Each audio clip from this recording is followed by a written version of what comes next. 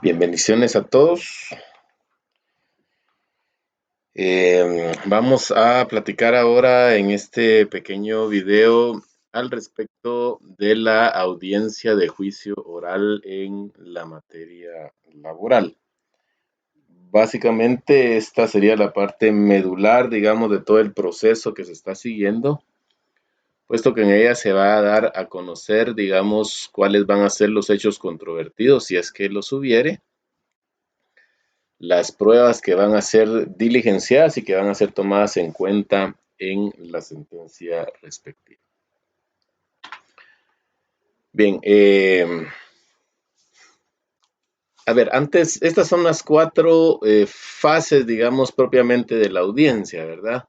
Tenemos una fase de ratificación que consiste en las actitudes que puede tomar el actor al momento de comparecer a la audiencia, una fase de contestación de la demanda que básicamente redunda en las actitudes del demandado, que tal vez sería mejor nominarles de esa forma, ¿verdad? Actitudes del actor y actitudes del demandado a esas fases. Tenemos después propiamente una fase de conciliación y una fase de recepción y diligenciamiento de pruebas. Esto es sin perjuicio de que dentro de la audiencia pues pueden suscitarse también algunas otras cuestiones. Acá estamos hablando de lo que normalmente se debe o debería de suceder en una audiencia de juicio oral. Pero, por ejemplo, dentro de la propia audiencia pueden darse algunos incidentes o incidencias. Por ejemplo, podría plantearse una acumulación de procesos. Si dependiendo, digamos, de los plazos en los que estén, incluso hasta podrían estar planteando algún conflicto de jurisdicción o alguna incompetencia, aunque esa sí es poco probable, digamos, porque tuvo que haber mediado los 3 días antes. Eh, Podrían plantearse excusas en contra del juez o del juez poder excusarse, por ejemplo, ¿verdad?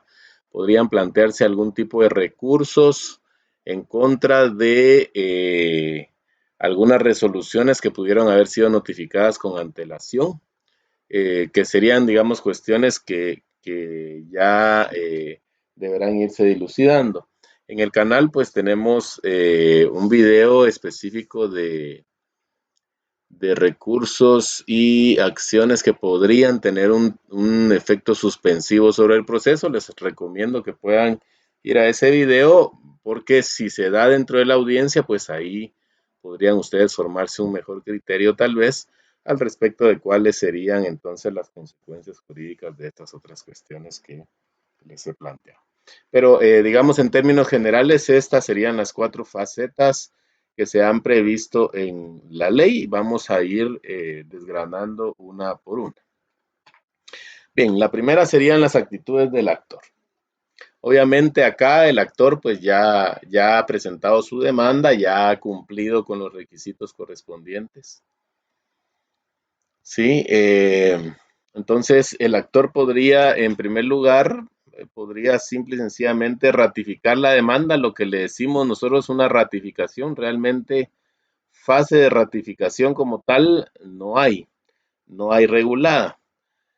Acá lo que se pretende establecer con esta ratificación es que no hubo más ampliaciones o modificaciones a la demanda. Realmente el Código de Trabajo solo habla de que si el actor en la audiencia o antes de llevarse a cabo esta amplía o modifica la demanda, pues y ahí da las consecuencias jurídicas, ¿verdad?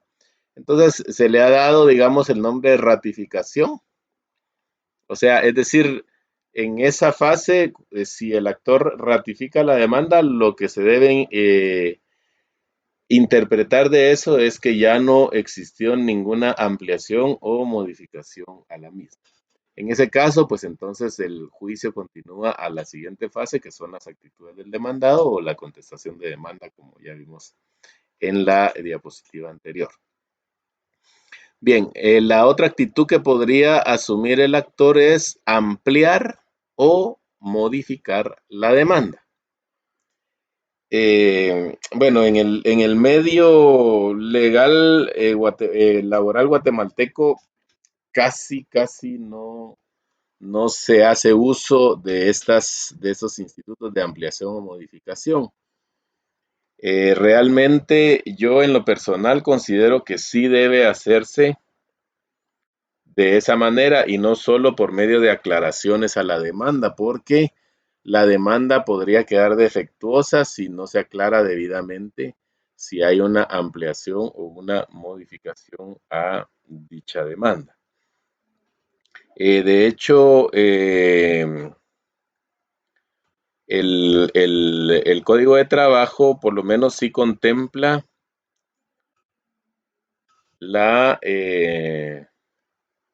el instituto, digamos, de la ampliación en el artículo 338 del Código de Trabajo,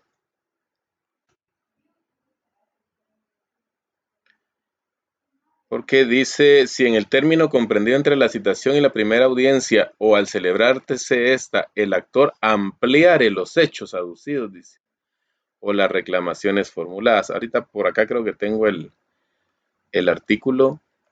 Entonces quiere decir que sí debe hacerse por medio de una figura de ampliación. El Código de Trabajo no establece la modificación de la demanda como tal, pero ahí sí habría que hacer acopio de lo que el Código Procesal Civil y Mercantil establece, ¿verdad? Que sí habla perfecta y claramente de la modificación de la demanda. A mi forma de ver, incluso cuando la demanda no cumple requisitos y se le imponen los famosos previos, estos previos, a mi forma de ver, deben ser aclarados por medio de una ampliación o por medio de una modificación a la demanda, porque obviamente cada una tiene efectos distintos.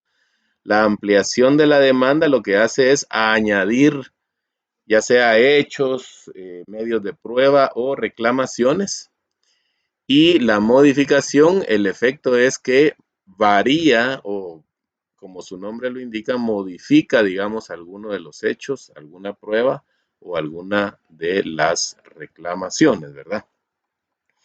Bien, si esta ampliación o modificación a la demanda versa solo sobre las pruebas, la audiencia continúa. ¿Por qué?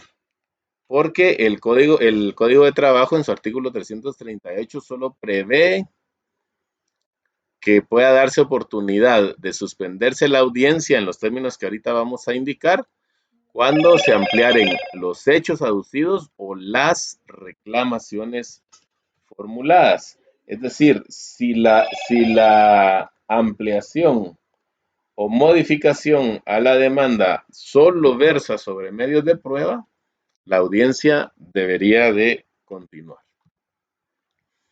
Y si es sobre hechos o reclamaciones, como ahorita vamos a desgranar un poco más este artículo, la parte demandada decide si desea contestar en esa audiencia o se acoge a una nueva. Eso sí, en primer término, el juez debe resolver si la ampliación o modificación a la demanda pues se encuentra ajustada a la ley.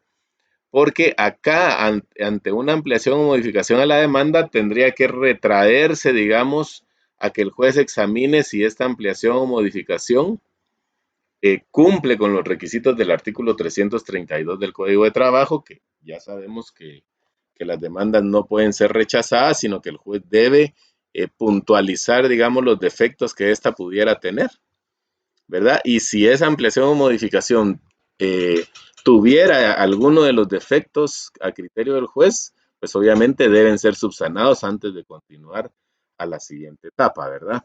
Entonces, una vez admitida la ampliación o modificación a la demanda, entonces se debe notificar esa resolución a las partes presentes y entonces si esa ampliación versa sobre hechos o reclamaciones, pues la parte demandada deberá indicar si desea contestar en esa audiencia la demanda o si se acoge a una nueva audiencia.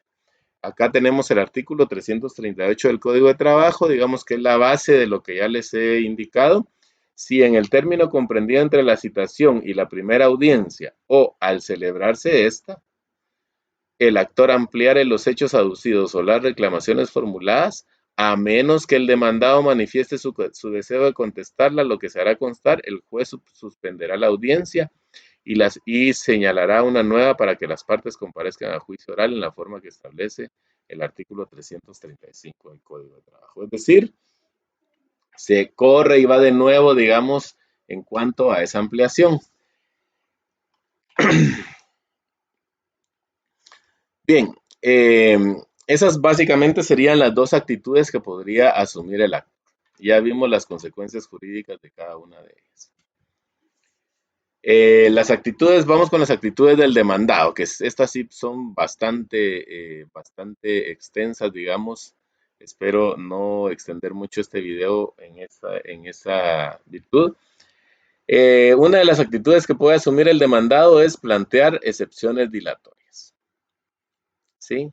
Hay un video también en el canal que desarrolla, considero yo, bastante las excepciones dilatorias, digamos, en las que podemos ir visualizarlo, establecer cuáles sí podrían tener cabida como excepciones dilatorias, cuáles definitivamente no tienen cabida como dilatorias en la materia laboral, etcétera, ¿verdad? Obviamente el juez debe examinar, digamos, la petición que se hace, ya sea en forma oral o por escrito. Y digamos, el principio que establece el artículo 343 del Código de Trabajo es que el juez debe resolver en la primera comparecencia, es decir, en esa audiencia, las excepciones dilatorias. Aquí hay dos cuestiones, digamos, en las cuales el juez no podría hacerlo. Dice, a menos que al que le corresponda oponerse, que es definitivamente el actor, se acoja a lo dispuesto en el segundo párrafo del artículo siguiente. Es decir, cuando el juez admite para su trámite las excepciones dilatorias, lo que debe hacer es conferirle una audiencia por 24 horas, acá lo tenemos en el artículo siguiente, al que corresponda oponerse, digamos que en ese caso sería al actor, ¿verdad? En algunos casos se ha discutido en las audiencias si de esa excepción se le debe dar audiencia a la Inspección General de Trabajo, que por lo general tiene intervención como parte dentro de los juicios ordinarios laborales. Yo en lo personal considero que no, porque la Inspección General de Trabajo no es a quien le corresponda oponerse, sino que definitivamente es al actor.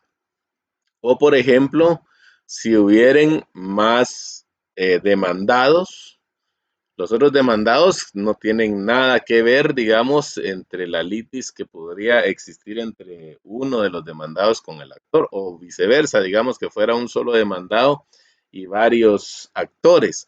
Pero si la excepción dilatoria va encaminada únicamente a la acción de alguno de los actores en específico, los demás, como decimos en buen chapín, no tienen vela en ese entierro, ¿verdad? Entonces, a mi forma de ver, al único que debe correrse audiencia para estas excepciones dilatorias es al que le corresponda oponerse, o sea, en contra de quién va dirigida la acción dilatoria en este caso, ¿verdad? Y entonces, ¿qué actitud puede asumir el actor en ese caso? Puede acogerse a esas 24 horas que el juez le dio, ¿sí? Para ofrecer las pruebas pertinentes, para contradecir las excepciones del demandado, ¿sí?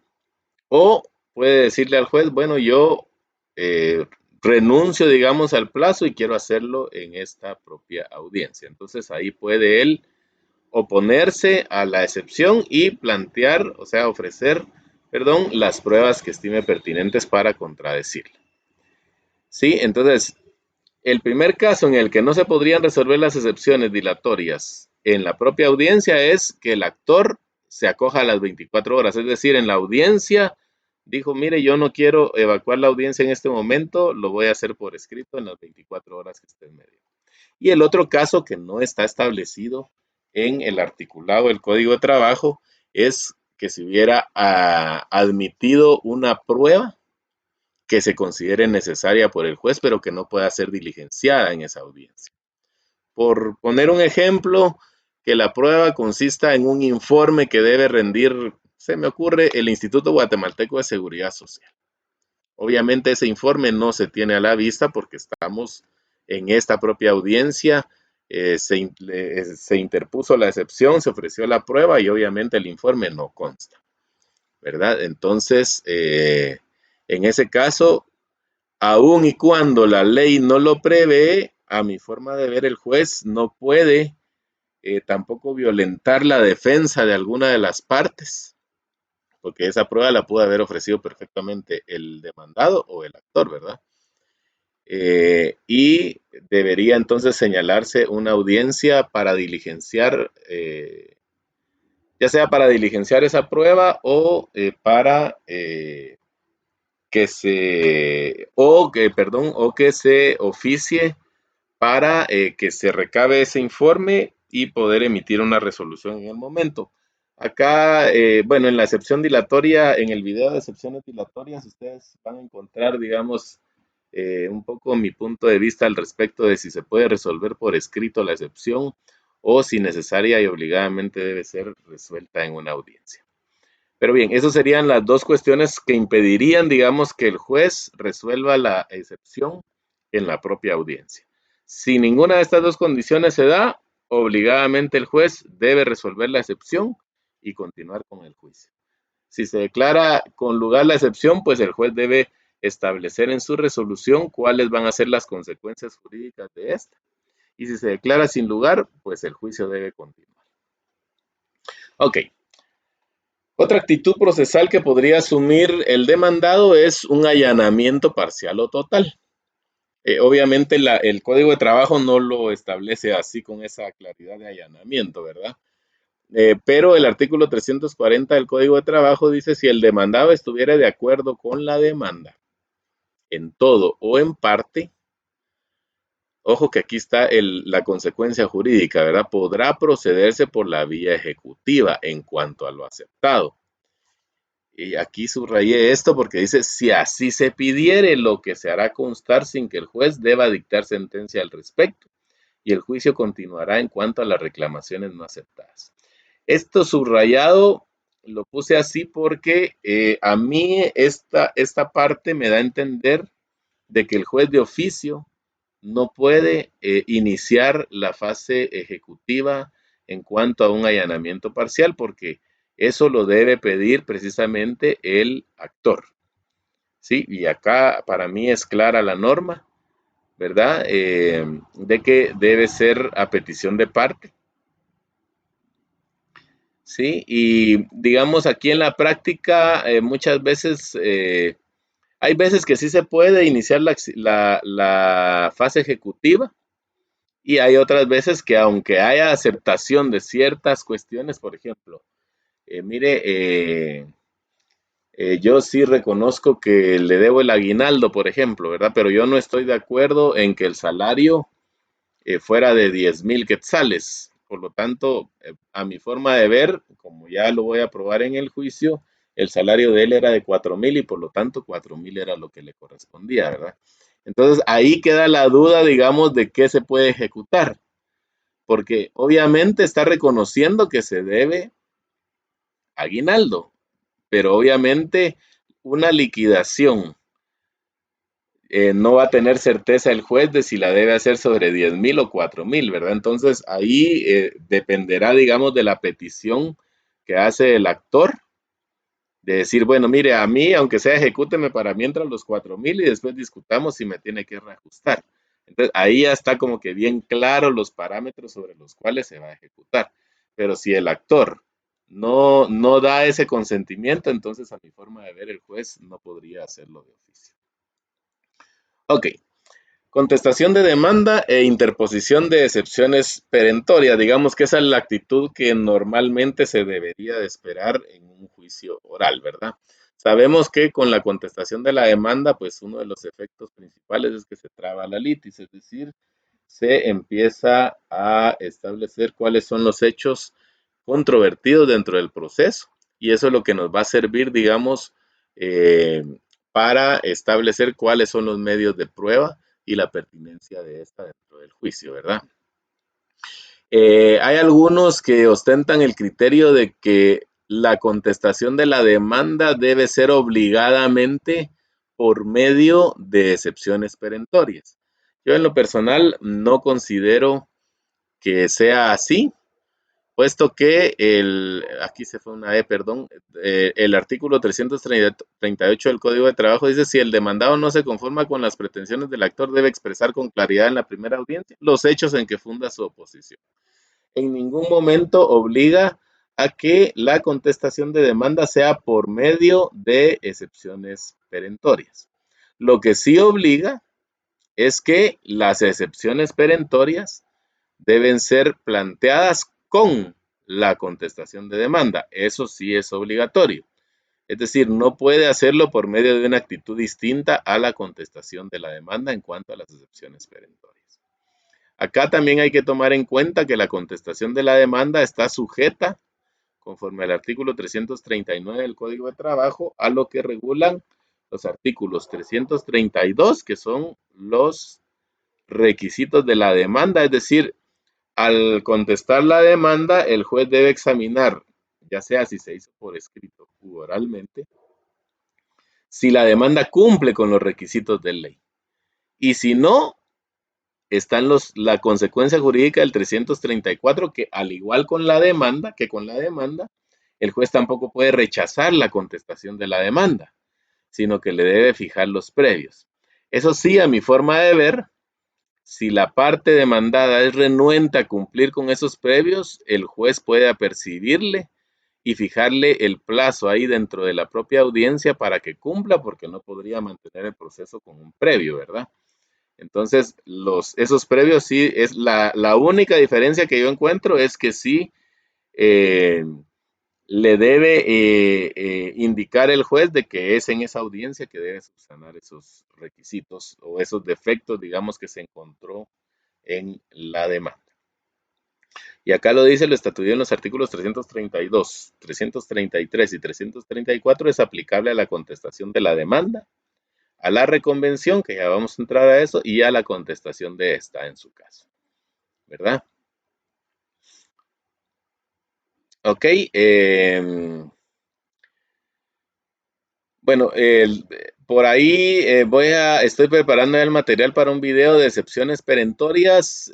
Realmente acá, de momento, creo que lo más relevante de la audiencia de juicio es que estas deben ser planteadas con la contestación de la demanda. Y luego de ello no se podrían admitir, ¿verdad? Bien, la siguiente actitud del demandado podría ser plantear solo las excepciones que en la doctrina se le llaman privilegiadas. ¿Sí? Eh, bueno, son pocos los casos, pero han habido, por lo menos en la experiencia que yo he tenido, en las que las excepciones privilegiadas las plantean no con la contestación de la demanda, sino que en una actitud aparte, ¿sí? Yo, por lo menos en lo personal, considero que no hay ningún inconveniente procesalmente hablando, porque el artículo 344 sí prevé esa posibilidad. La única diferencia es que si se plantean en la audiencia, no se van a poder plantear las perentorias que hayan nacido con posterioridad. ¿Sí? Es decir, el 344 del Código de Trabajo establece 5 clases de excepciones. Ahorita me voy a referir solo a las perentorias y a las privilegiadas. Las perentorias ya dijimos que se deben plantear con la contestación de la demanda, ¿sí? O con la reconvención y lógicamente o con la contestación de la reconvención, ¿verdad?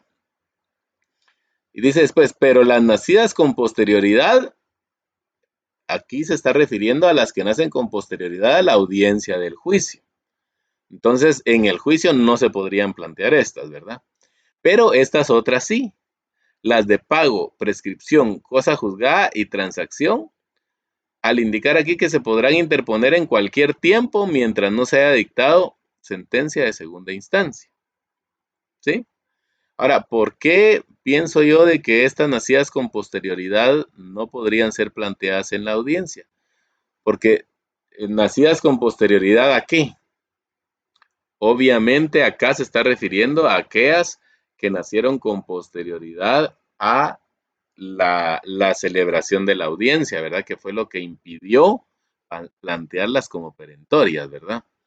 Entonces, aunque tienen el privilegio de plantearse en cualquier tiempo, para mí que estas específicamente, estas nacidas con posterioridad, hablo de las perentorias nacidas con posterioridad, solo tendrían el privilegio después de la audiencia hasta que no se haya dictado sentencia de segunda instancia. Ahora bien, conforme a las ideas que estábamos tratando de exponer acá en cuanto a la actitud del demandado como excepción privilegiada, planteando excepciones privilegiadas, si el demandado plantea cualquiera de estas cuatro, después de contestar la demanda, a mi forma de ver, sí se les puede dar trámite. Porque ese es el privilegio que tienen estas excepciones. Obviamente, estas cuatro también podrían plantearse desde el momento en que se notifique la demanda, indistintamente si ya se llevó la audiencia o no. Y la diferencia es que se van a resolver hasta la sentencia, ¿verdad? Eso sería en cuanto a las excepciones privilegiadas. Ok, la otra actitud que podría tener el demandado es de reconvenir, o sea, plantear la reconvención, ¿verdad?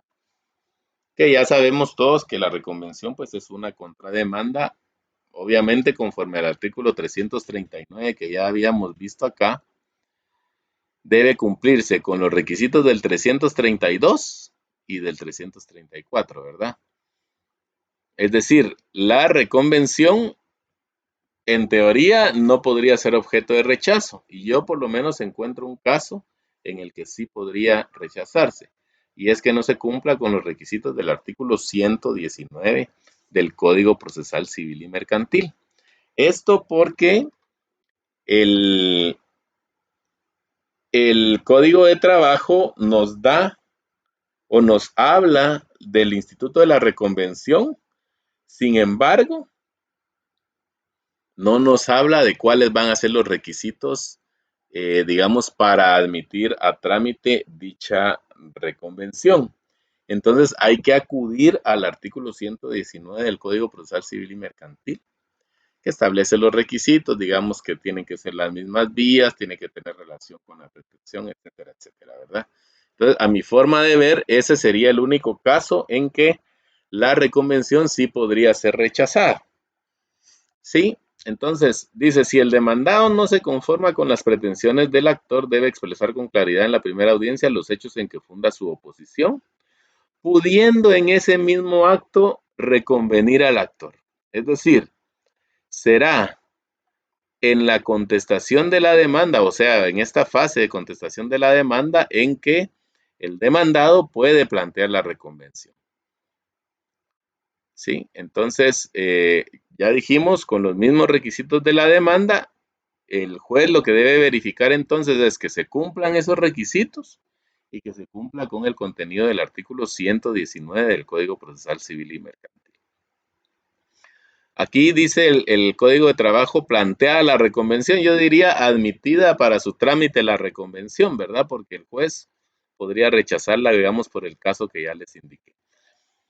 Entonces, ¿qué es lo que sucede con la audiencia en ese momento? Si el juez considera que se cumplen todos los requisitos legales y admite para su trámite esa reconvención, lo que va a hacer es darle la palabra a la parte reconvenida, que ahora ya no es actor, sino es contrademandado, ¿verdad? O reconvenir, sí, para que él indique si desea contestar la reconvención en ese momento. Si él dice que sí desea contestarla, entonces se le debe dar la palabra, debe hacer su manifestación, obviamente ahí no la va a llevar por escrito, sino que la tiene que hacer en forma oral, porque desde luego que él no estaba enterado, digamos, de que esa iba a ser la actitud procesal. Al contestarle, el juez debe establecer si se cumple con los requisitos de la demanda, de toda demanda, y pues ya tener por contestado. En esa contestación de reconvención puede también la parte actora plantear cualquiera de estas actitudes de las que hemos venido hablando. Sí, puede plantear excepciones dilatorias, puede plantear privilegiadas, puede plantear excepciones perentorias obviamente ya otra reconvención si ya no se puede, ¿verdad? Pero podría darse cualquiera de esos casos y el juez debe proceder conforme a lo que ya hemos platicado con anterioridad. Por eso es que la dejé más atrás la reconvención, ¿verdad? Porque, digamos, si no se tiene un poco de control sobre esa audiencia, sí se puede perder un poco el rumbo, ¿verdad? Sí, entonces, ahora, si el reconvenido dice que no desea contestar la reconvención en ese momento, entonces lo que va a hacer el juez es suspender la audiencia y señalar una nueva. En algunas oportunidades han surgido los planteamientos porque, por ejemplo, para la primera audiencia, por lo general siempre hay una prevención para la parte demandada, por ejemplo, de prestar confesión judicial o que se reciban declaraciones testimoniales. Y, por ejemplo, los testigos pueden estar ahí ya para ser examinados, ¿verdad? Entonces, algunos han dudado de si el juez puede recibir prueba, ¿sí? Aunque el reconvenido se acoja a una nueva audiencia. Y la respuesta es un rotundo no. Eso sería ir en contra del procedimiento planteado. Voy a retornar a las fases que tenemos desde el inicio. Ahorita estamos acá en esta fase. Para recibir prueba, nosotros tendríamos que superar primero la fase de conciliación, obviamente superar la fase de conciliación para después poder ya diligenciar las pruebas, ¿verdad? Entonces, definitivamente no se puede recibir medios de prueba si la parte reconvenida no ha contestado la reconvención o no se ha dilucidado todo lo relacionado con la reconvención. Por ejemplo, una excepción dilatoria, ¿sí? Eh, porque sería quebrantar, digamos, el procedimiento que el Código de Trabajo ha establecido. Por acá, no, perdón, no lo tengo por acá, pero lo tengo en la fase de conciliación. Voy a adelantar un poco las diapositivas. Y acá está, miren, el 340, contestada la demanda y la reconvención, es decir, hasta que se trabe la litis con la reconvención, podemos entonces avanzar hacia la fase de conciliación. Y posteriormente, desde luego, a la fase de recepciones de pruebas, ¿verdad? Entonces, no se pueden recibir medios de prueba. Lo que tiene que hacer el juez es, si el reconvenido no quiere contestar la reconvención en ese momento, señala una nueva audiencia. El objeto de esa nueva audiencia será que el reconvenido conteste la reconvención o manifieste la actitud procesal a asumir frente a la reconvención, continuar el trámite del juicio oral. Quedan vigentes las prevenciones y las combinatorias y prevenciones que se hicieron en la resolución de trámite de la demanda. O sea, es decir, si el demandado era citado para prestar confesión judicial, esa prevención queda vigente para la nueva audiencia. Si se ordenó recibir declaración testimonial, esa prueba queda vigente, digamos, para la nueva audiencia. Si se ordenó que el demandado exhibiera documentos, esa prueba está vigente entonces para la nueva audiencia. ¿Sí? Y obviamente ahí el juez tendría también que delimitar cuáles son los otros medios de prueba que se podrían estar diligenciando. Es decir, si el demandado, por ejemplo, ofreció también declaración testimonial, en ese momento el juez tiene que decir, bueno, se previene que los testigos deban comparecer a esa audiencia, por ejemplo, ¿verdad? Si lo que ofreció fue una confesión judicial, prevenir al actor que va a prestar confesión. Citar al actor es la palabra con la frase correcta. Citar al actor para que preste confesión judicial en esa nueva audiencia, etcétera, etcétera. Indistintamente de que la nueva audiencia también podría presentar algunos problemas. Por ejemplo, si se plantea una excepción dilatoria y esta pues es declarada con lugar y bueno, ahí estamos hablando de casos que podrían darse, ¿verdad? Pero el juez debe tener mucho cuidado en que las prevenciones para la nueva audiencia queden perfectamente delimitadas. Las de la resolución de trámite de la demanda y las de la prueba que se planteó o que se ofreció en la contestación de la demanda y la reconvención, ¿verdad? Obviamente, en esa otra audiencia, si el Si el reconvenido ofrece prueba que no puede ser diligenciada, va a ser necesaria una segunda audiencia. Básicamente, la nueva audiencia se va a convertir en la primera audiencia, ¿verdad? Bien, otra de las cuestiones que no es muy usual, pero siempre es bueno que estemos al tanto de esto, es que podría darse un emplazamiento a terceros. Eh, bueno, realmente el Código de Trabajo también tiene la falencia de que no abarca, digamos, este instituto jurídico, pero que sí podría ser dable, digamos, aplicable en un determinado caso. Los más comunes tal vez son aquellos de la sustitución patronal, digamos, cuando los dos patronos, digamos, mantienen una obligación solidaria, pero el actor solo demandó a uno de ellos, por ejemplo, ¿verdad? Entonces, este demandado podría solicitarle al juez que se cite y se emplace a ese otro patrono o expatrono que pudiera tener una responsabilidad o una obligación solidaria para con el actor, porque todavía no ha superado el plazo de los 6 meses, digamos, al momento de las reclamaciones que hace el actor en su demanda.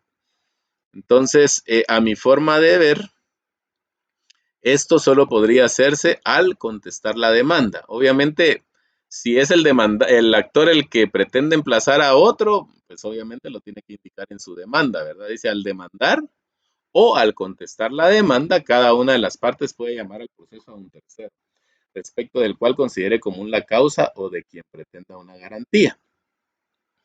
Entonces, puesto que el 57 del Código Procesal Civil y Mercantil solo prevé la posibilidad de emplazar a terceros al contestar la demanda, a mi forma de ver, solo podría hacerse en la audiencia de juicio oral. Si se hace antes, sería prematura la gestión, ¿verdad? Entonces, ¿de qué forma debe proceder el juez en ese caso? El 548 del Procesal Civil y Mercantil dice el juez resolverá de plano la admisión o el rechazo del tercero, si tuviera elementos suficientes para hacerlo con la prueba que se acompañe, ¿verdad? Entonces, el juez ahí tendría que determinar, digamos, si el emplazamiento es procedente y en caso de que así lo estime procedente, para mí, en lo personal, yo considero que esa audiencia debe quedar suspensa. ¿Por qué? Porque no se puede avanzar sin haberle propiciado la oportunidad al tercero para que comparezca a la audiencia de juicio, ¿verdad? Porque, digamos, en esa audiencia de juicio ya vamos a llegar hasta la recepción de medios de prueba, entonces ya no se podría retraer el proceso a una fase de contestación de la demanda.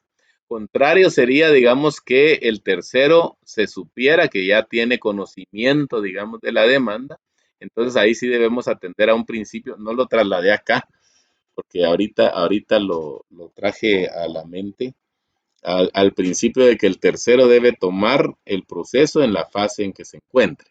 Es decir, si el tercero ya tenía conocimiento y llega después, comparece, digamos, por escrito, después de que sucedió el juicio, pues ese ya es una responsabilidad de él y digamos el proceso ahí en ese caso ya no se puede retraer, pero cuando es alguien el que solicita ese emplazamiento y el juez determina que es valedera la gestión, entonces lo que debe hacer es suspender la audiencia, emplazar al tercero para que comparezca a la audiencia de juicio y llegue a asumir la actitud procesal que considere pertinente y continuar el juicio entonces en ese. Y por último, el caso de la rebeldía, ¿verdad? Bueno, que la rebeldía no es una, bueno, sí podría ser una llamada una actitud como tal, ¿verdad? Pero obviamente es la no comparecencia del demandado a el juicio oral. Acá lo que hay que tener muy, muy presente es que la rebeldía del demandado se da por no comparecer a la audiencia, porque, vamos a ver, permítanme la contestación así. Es decir, la idea que quiero transmitir es que muchas veces los demandados presentan su escrito de oposición o de contestación de demanda, pero no llegan a la audiencia. Y entonces, si la actitud procesal quería hacer únicamente o pretendía hacer únicamente contestar la demanda e interponer excepciones perentorias, no se puede hacer por escrito fuera de la audiencia. Y esto tiene su base en el artículo 338 del Código de Trabajo, porque dice, debe expresar con claridad en la primera audiencia, ni antes ni después, en la audiencia, los hechos en que funda su oposición. Lo que sí podría perfectamente hacer es plantear privilegiadas, pero no las nacidas con posterioridad antes de la audiencia. En cualquier momento del proceso, las de pago, prescripción y cosa juzgada y transacción conforme a lo que ya traté de explicar. Ok, entonces, indicado esto, sí tendríamos que abordar acá precisamente la cuestión de la excusa que podría tener el demandado para no comparecer a esa primera audiencia de juicio oral. Y es la excusa médica, ¿verdad? El artículo 336 del Código de Trabajo establece las partes podrán excusarse únicamente por enfermedad y el juez aceptará la excusa. Ahora, esta excusa se puede plantear una sola vez, ¿sí? Y debe haber sido presentada y justificada documentalmente antes de la hora señalada para el inicio de la audiencia. Ojo con esto. Muchos abogados o muchos litigantes se van únicamente por el caso del segundo párrafo de este artículo, porque dice, si por los motivos expresados anteriores no fuere posible su presentación en la forma indicada, la excusa deberá presentarse y probarse dentro de las 24 horas siguientes a la señalada para el inicio de la audiencia. Es decir, aquí tenemos dos casos bien claros. Voy a poner, por ejemplo, la audiencia se va a llevar a cabo el día de hoy, a las 9 de la mañana. Y el día se lleva la audiencia en rebeldía de la parte demandada o de cualquiera de las dos partes, porque podría ser también el actor, ¿verdad? Pero estamos hablando ahorita del demandado. El demandado no compareció y él, en teoría, tendría 24 horas siguientes a la audiencia, a la hora señalada para el inicio de la audiencia. En teoría, él tendría esas 24 horas. Pero al presentar el día de mañana su excusa médica, el juez se percata, digamos, que la constancia médica fue expedida hace 3 días, por ejemplo. En ese caso, él tenía que haber presentado obligadamente la excusa antes de la hora señalada para el juicio. ¿Sí? Este otro caso se prevé solo cuando no fuere posible por la propia enfermedad presentarlo antes de la hora de la audiencia, es decir, la constancia médica o la justificación tendría que tener la hora, ya sea, qué decir yo, un tiempo razonable antes de la audiencia o el mismo día de la audiencia. Solo esas fechas, ¿verdad? Para poder aceptarla dentro de las 24 horas siguientes a la señalada antes del inicio de esa audiencia. Otra cuestión acá importante. Por lo general, las prevenciones para prestar confesión judicial se pide de que se preste de forma personal y no por medio apoderado. Pero acá en este artículo tenemos una excepción a esa situación y es precisamente la excusa médica. Porque, perdón, acá creo que no lo trasladé. No trasladé esa parte, pero este artículo indica, digamos, que si la causa de enfermedad o de salud persiste, que el demandado o el actor, ¿verdad? Si cualquiera de los dos puede designar un mandatario facultado incluso para prestar confesión judicial, ¿verdad? Entonces, ahí allí habría una excepción, digamos, a la regla de prestar la confesión en forma personal en la materia laboral. Los efectos de la rebeldía. Cuando el demandado no comparezca a la primera audiencia sin justificación y hubiere sido legalmente citado para prestar confesión judicial en la misma, bajo los apercibimientos correspondientes, el juez sin más trámite dictará sentencia dentro de 48 horas de celebrada la audiencia respectiva.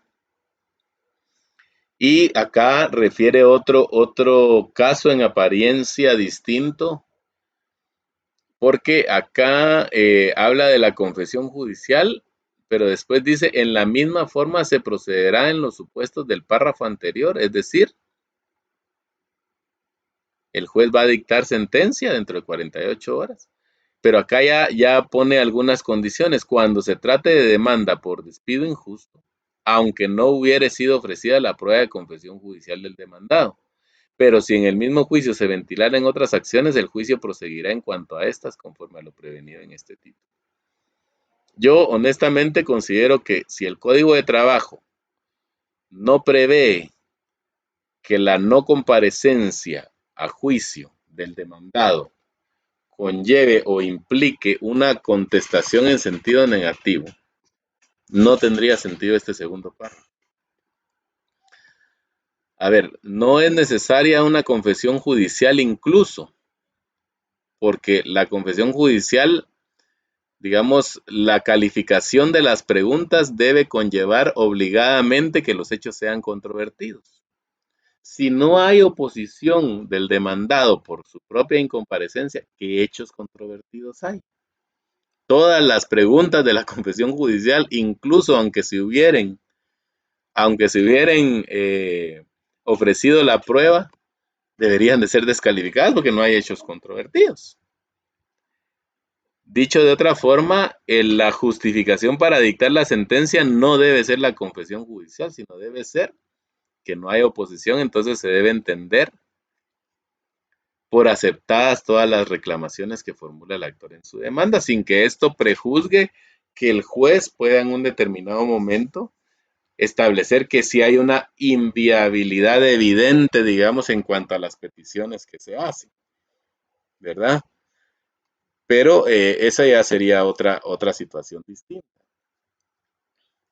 Sí, entonces, a mi forma de ver, si no hay hechos controvertidos, en realidad es su propia incomparecencia o su propia falta de acción, digamos, dentro del proceso, la que obliga al juez a emitir la sentencia, aun y cuando no se hubiera ofrecido la prueba y hayan otras acciones dentro de la demanda.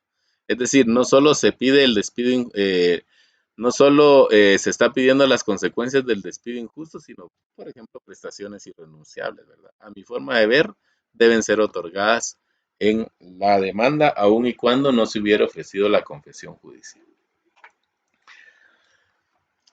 También hay algunos casos que se ha platicado o se han intercambiado, digamos, algunos criterios de qué sucede cuando son ambas partes las que están en rebeldía.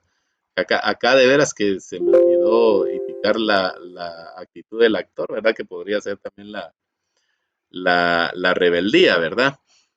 Pero muchos opinan de que al no comparecer ambas partes, pues lo que se debe hacer es convocar a una nueva audiencia, ¿verdad? En lo personal, yo considero que no es correcto. Eh, por acá tengo una sentencia de la Corte de Constitucionalidad, digamos, en la que señala cuáles son los efectos de la rebeldía en el actor. Sí, este caso es bastante interesante. Dice, en cuanto al el primero de los motivos de agravio denunciados por la postulante consistente en que ambas partes fueron declaradas rebeldes, lo que implica que la actora no diligenció ningún medio de prueba debido a su incomparecencia y, por consiguiente, no debieron considerarse los argumentos expuestos ni los medios de prueba ofrecidos en la demanda porque no fueron efectivamente aportados. Esta Corte considera que la autoridad impugnada al emitir la resolución que por esta vía se enjuicia no le produjo ningún agravio a la amparista, ya que los efectos de la rebeldía en el demandante se circunscriben a lo siguiente. A. Precluye la facultad de ampliar o modificar la demanda. B. Precluye el derecho de producir pruebas que no hayan sido aportadas con anterioridad al acto. Y C. precluye el derecho de fiscalización de la prueba, por lo que la inasistencia de la demandante a la audiencia respectiva no veda la posibilidad de que el juzgador aprecie y valore las pruebas introducidas al proceso antes de que se declare la misma, o sea, la rebeldía. En el caso concreto se valoró la prueba documental acompañada por la trabajadora en su memorial inicial de demanda, proceder que se fundó en el principio de impulso procesal de oficio establecido en el artículo 321 del Código de Trabajo. Digamos, a mí me parece bien clara, digamos, la sentencia. De hecho, hay ya varias en este sentido, ya hay doctrina legal. Aparte, digamos, de que el hecho de no comparecer la parte demandada, como ya indiqué, desde mi personal punto de vista, lo que implica es una no oposición y por ende falta de hechos controvertidos, no se trabó la litis, no hay hechos controvertidos, una razón más, digamos, para poder proceder a el dictado de la sentencia en ese caso. Si se dan cuenta, acá incluso ni siquiera hicieron valer el contenido del segundo párrafo del 358 del Código de Trabajo, que tal vez hubiera sido más razonable, digamos, si yo hubiera sido el amparista, puesto que acá, pues, por lo que se indica, la valoración de la prueba fue la documental, ¿verdad? Entonces, pareciera ser que no hubo confesión judicial ofrecida. Obviamente podría tratarse de un juicio de que no se estaba relacionando con un despido injustificado, pero a mi forma de ver, la no presencia del demandado a el juicio oral implicaría obligadamente el dictado de la sentencia por la aceptación ficta, digamos, de todos los pasajes de la demanda, ¿verdad? Ok, ya vimos entonces las actitudes del actor, las actitudes del demandado, y pues ya al haberse superado, digamos, esas dos fases, entonces ya entramos a la fase de conciliación, ¿verdad?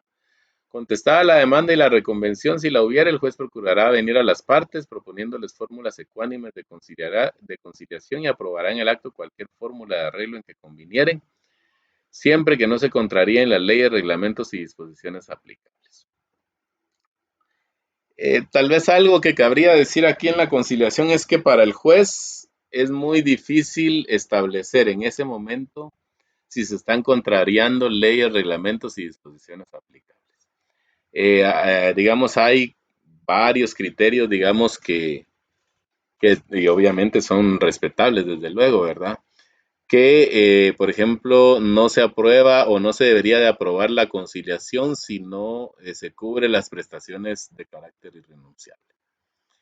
De hecho, el maestro López Larrabe, que ha sido uno de los que más, o de los que más aportes han dado, digamos, al derecho laboral aquí en Guatemala, él aborda el tema de la conciliación y dice, bueno, pero ¿de qué conciliación hablamos entonces si de lo que estamos hablando es que se debe dar todo lo que está en la demanda, por lo menos en cuanto a irrenunciables, ¿verdad? Obviamente estoy parafraseando. Tenemos también muchos casos en que se piden un montón de prestaciones de carácter irrenunciable y resulta que en la sentencia se comprueba, digamos, de que esas prestaciones sí se pagaron. ¿Verdad? Yo en lo personal considero que la conciliación sí debe hacerse, sí debe haber un criterio amplio. Desde luego van a haber cuestiones que definitivamente sí no podrían ser aceptadas, ¿verdad? Por ejemplo, que se intente pagar abajo del salario mínimo, digamos, si se reconoce que no se pagaron prestaciones laborales. Una situación, no sé, se me ocurre así, ¿verdad? Que sea muy, muy evidente, digamos, que sí se está contraviniendo la ley, ¿verdad? Pero en realidad en la litis es bastante difícil ver, aparte de que, a mi forma de ver también, la indemnización es un derecho de carácter irrenunciable. Y si nos fuéramos por el criterio de que solo las irrenunciables son irrenunciables, ahí sí considero yo que hay una falencia, ¿verdad? Porque si a mí el patrono no me logra comprobar esa causa de despido, Entonces, mi derecho irrenunciable es que me paguen la indemnización, los daños y perjuicios y las costas judiciales, ¿verdad? Pero ¿qué es lo que trato de ilustrar yo acá? Que sí hay que tener un criterio bastante amplio, digamos, en cuanto a los alcances de la conciliación y que la demanda o las pretensiones de la demanda son eso, pretensiones. No es un derecho declarado, ¿verdad? Son pretensiones que desde luego deberían ser dilucidadas en la sentencia, ¿verdad? Entonces, esas serían mis consideraciones personales en cuanto a la conciliación. Ok, si la conciliación fuere parcial, dice, el juicio continuará en cuanto a las peticiones no comprendidas en el acuerdo. Si no hubiere conciliación alguna, el juicio proseguirá. ¿Cómo debemos proceder con las peticiones? Perdón, lo que sí se logró conciliar, pues obviamente si se incumple con ese acuerdo, debemos acudir al 426 del Código de Trabajo para iniciar la fase ejecutiva, ¿verdad? Ok, ahí creo que no hay mayor cuestión, tal vez nada más indicar que la conciliación pues procede en cualquier fase del juicio también con base a las facultades que la ley del organismo judicial le da a todos los jueces en la República de Guatemala. Muy bien, y por último, una vez superada la fase de conciliación, entonces, si hubo acuerdo parcial, digamos, debe entonces continuarse con la prueba en cuanto a lo que podría resultar controvertido, y obviamente si no hubo conciliación de ninguna manera, pues debe continuarse con el juicio, ¿verdad? Entonces, ¿qué etapas conlleva la recepción y el diligenciamiento de la prueba? Pues obviamente el diligenciamiento de la prueba misma, ¿verdad? Acá pues hay varios estilos, le llamaría yo, en las audiencias que he podido ver. Algunos van indicando de una vez si se tiene como medios de prueba o no. Yo en lo personal considero que la prueba debería de ser diligenciada primero. Por ejemplo, si el demandado fue citado para prestar declaración, prestar confesión judicial, pues se debe diligenciar la prueba, si se recibieron declaraciones testimoniales, etcétera, etcétera. Y posterior a eso, delimitar los medios de prueba. ¿Por qué? Porque podría ser de que, por ejemplo, una declaración testimonial, pues resulte ya impertinente, por ejemplo, porque el testigo no indicó nada. Entonces, ¿por qué voy a tener yo ese medio de prueba? Hay un video también en el canal de las pruebas, ¿verdad? Ahí están los casos, digamos, en que pueden ser rechazadas, ¿verdad? La extemporánea, la contraria a derecho y la impertinente, si no mal recuerdo, permítanme corrijo. Entonces, una vez recibida la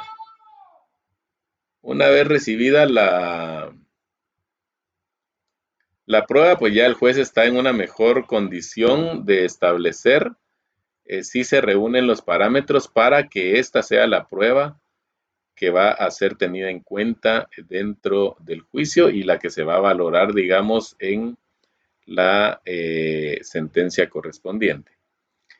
Pruebas extemporáneas, contrarias a derecho o impertinentes conforme al artículo 356 del Código de Trabajo. A partir de este momento, o sea, yo en lo personal, insisto, considero de que se debe diligenciar la prueba y después el juez debe delimitarla, es decir, se tiene como prueba con citación de la parte contraria ofrecida por la parte actora. A, B, C, D, E, F. Y como prueba de la parte demandada con citación de la parte contraria, A, B, C, D, E, F. ¿Sí? Al momento de emitirse esa decisión, es que las partes cuentan con el plazo de 10 días para impugnar documentos conforme al artículo 186 del Código Procesal Civil y Mercantil. Por eso es importante esta parte, de limitación de los medios de prueba. ¿Sí? Porque sería entonces a partir de ahí cuando podrían iniciar el incidente de impugnación de documentos para redarguir, digamos, o probar la falsedad de algún documento que haya sido admitido como prueba. Yo he escuchado algunos criterios, digamos que en los que se indica que desde la resolución de trámite se podría no delimitar, sino se podría rechazar, por ejemplo, un medio de prueba. O que a partir de que se tiene por ofrecido ese medio de prueba, entonces ya se puede impugnar el documento, ¿verdad? Yo considero que no es adecuado porque finalmente ese documento que podría ser objeto de impugnación tal vez en etapas previas a la propia audiencia de juicio, tal vez ni siquiera va a ser tenido como prueba al final de cuentas dentro de la audiencia.